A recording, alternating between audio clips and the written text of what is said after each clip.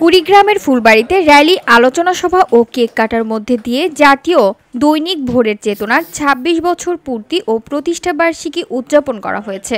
পত্রিকাটির ফুলবাড়ি উপজেলা প্রতিনিধি মাহবুব সরকার লিটনের আয়োজনে শনিবার সকাল ১১টায় ফুলবাড়ি প্রেস ক্লাবে পত্রিকাটির প্রতিষ্ঠা বার্ষিকী উপলক্ষে আলোচনা সভা অনুষ্ঠিত হয়।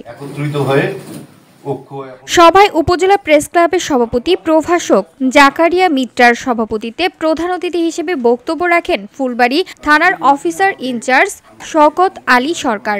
আমন্ত্রিত অতিথির বক্তব্য রাখেন উপজেলা বিএনপির সাবেক সহসভাপতি লোকমান হোসেন সরকার, উপজেলা প্রেস ক্লাবের সাধারণ সম্পাদক মোস্তাফিজুর রহমান জাহাঙ্গীর। ফুলবাড়ি উপজেলা প্রেস ক্লাব সহ বিভিন্ন প্রিন্ট ও ইলেকট্রনিক মিডিয়ার সাংবাদিকগণ উপস্থিত ছিলেন।